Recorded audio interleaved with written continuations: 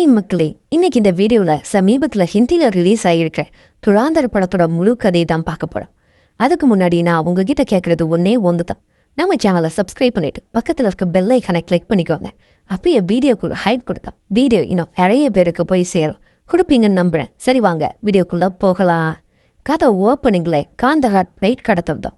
நம்ம central government வேற வழியே இல்லாமல் தீவிரவாதிக்கிட்ட சரண்டர் ஆகிறாங்க. அங்கே தான் நமக்கு அஜய் சன்யால்னு ஒரு ஐபி ஆஃபீஸரை காட்டுறாங்க. மனசு சரியான டெரர் பீஸ். இன்னைக்கு காந்தஹாட், நாளைக்கு காஷ்மீர், அதுக்கப்புறம் டெல்லி. ரொம்ப தூரம் இல்லைன்னு டாப் லெவலாக கோவமாக பேசிக்கிட்டு இருக்காரு. ஆனால் பெரிய ஆளுங்க இவரோட பிளானை நிராகரிச்சுறாங்க. அதுக்கப்புறம் தான் எல்லாருக்கும் தெரியும்ல, 2001 பாராளுமன்ற தாக்குதல் ஒட்டுமொத்த நாடை கிளிர்த்து போய் நிற்குது. உடனே பிரதமர் கிட்ட இருந்து ஒரு உத்தரவு வருது. அதுதான் அஜய் கொடுத்திருந்த அந்த ஆப்ரேஷன் தும்சட் பிளான். எதிரி நாட்டுக்குள்ள நம்ம ஆள் அனுப்புறது. இங்கே தான் நம்ம mass hero Ranveer Singh entry ஆகிறார். ஹம்சா அலின்னு ஒரு ரோலில் வராரு. காஷ்மீர் பார்டர்ல இருந்து கள்ளத்தனமா பாகிஸ்தானுக்குள்ள நுழைஞ்சி அங்கே ஒரு மினி பாகிஸ்தான் மாதிரி இருக்கிற லஹரி டவுனுக்குள்ள போறாரு. அங்கே ஒரு தாபா கடையில் கோட் பேர்ட்ஸை சொல்லி வேலை தேட அந்த கிழவரை இவரை பார்த்ததுமே மதிக்கல. ஆனால் நைட்டு ஒரு சண்டையில் அடிபட்டு நிற்கும் போது ஹம்சா நம்ம அலுன்னு தெரிஞ்சு அந்த தாபா முதலாளி இவருக்கு அடைக்கலம் கொடுக்குறாரு. 1 மாசம் இல்லை, 2 மாசம் இல்லை, 1 வருஷமா உட்காந்து சகலத்தையும் தெரிஞ்சுக்கிறாரு நம்ம ஹம்சா. பலவச்சு பார்த்தான். அதுலேயும் பெரிய தாதா ரஹமத் டஹாத் எல்லாருடைய புள்ளி விவரத்தையும் எடுக்கிறார். இப்போ ஹம்சாவோட முதல் டார்கெட் எப்படியாவது ரஹ்மான் தகாத்தோட டீமுக்குள்ள போகணும். அதுக்கு ஒரு பெரிய வாய்ப்பு.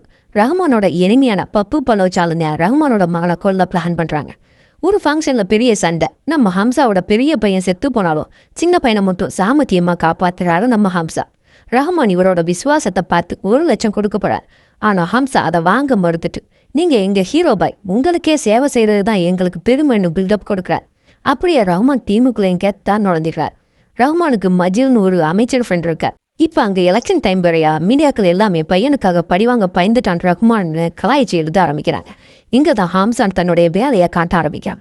உங்கள் பிள்ளைக்கே படிவாங்களனா மக்கள் உங்களை எப்படி மதிக்கணும் அப்படிங்கிற மாதிரியோ சொல்ல ரஹ்மானுக்கு கோபம் தலைக்கிறது. அவ்வளோதான், எலெக்ஷன் டைம் கூட பார்க்காம பப்பு பலஜி கோஷ்டியை அடிச்சு காலி பண்ணுறாரு. பப்பு பலஜோட பையன் பாபு பலஜி மட்டும் தப்பிச்சு ஓடி போறான்.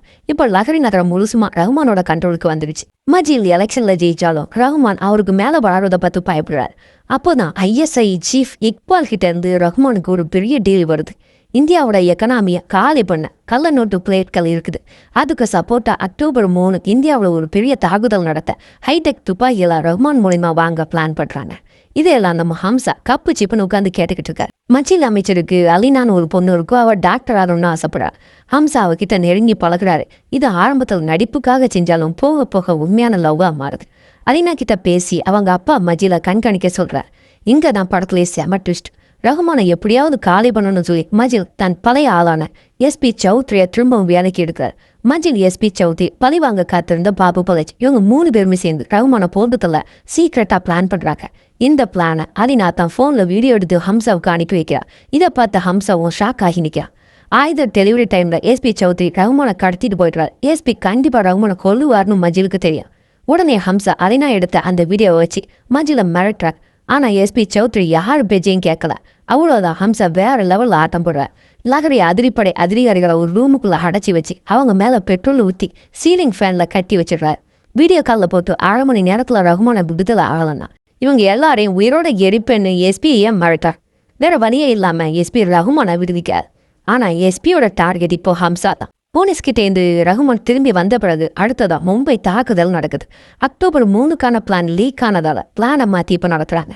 இதனால ஹம்சா மனசு நொந்து போறாரு. மஜில் தன் நாக்காளிக்காக ஹம்சா அலினா கல்யாணம் பண்ணி வைக்க சம்மதிக்கிறார். திருமணமும் நடக்குது. ரஹ்மான் இப்போ எலெக்ஷன்ல ஜெயிக்க நல்லவரா நடிக்கிறார். துப்பாக்கி டெலிவரி பண்ற ஒரு நாள் வருது. ஹம்சா ரஹ்மானை தனியா கார்ல அழைச்சிட்டு போறாரு. வழியில ரஹ்மானுக்கு சந்தேகம் வர கார்ல 2 பேருக்கு நடுவில் சண்டை. அங்க கரெக்டா SP சௌத்ரி கண்ணோட வராரு. இது எல்லாமே ஹம்சாவோட டபுள் பிளான். கடைசியில் SPயை காப்பாத்திட்டு நம்ம ஹம்சா ரஹ்மான் தகாத கொடுமையா கொள்றார். ஆனா வெளியே வந்து ரஹ்மானை காப்பாற்ற போராடுறதுதான் நாடகம் ஆடுறார். வீட்டுக்கு வந்த ஹம்சா தன்னோட டைரியை திறந்து ரஹ்மான் தகாத்துன்ற பேரை வெட்டி நீக்கிறார். கடைசியில இந்தியாவில் ஒரு சீக்ரெட் இடத்துல நம்ம ஹீரோவை பார்க்குறோம். அவர் பேரு ஜஸ்கிரித் சிங். ஆமாங்க, நம்ம ஹம்சா தூக்கு தண்டனை விதிக்கப்பட்ட குற்றவாளிகள்ல இருந்து ஆபரேஷன் தும்சட்காக தேர்ந்தெடுக்கப்பட்ட ராய் ஏஜென்ட். பார்ட் 2வும் இருக்கு. அதுல ஹம்சா என்ன பண்ண போறாரு, ISI கதை என்னன்னு அதுல பார்ப்போம். என்ன மக்களே, என்னோட விளக்கம் எப்படி இருந்துச்சு? பிடிச்சா லைக் கொடுத்து அப்படியே நம்ம சேனலை சப்ஸ்கிரைப் பண்ணிடுங்க. அடுத்த ஒரு சூப்பரான வீடியோ உங்களை சந்திக்கிறேன். டாடா, பாய் பாய்.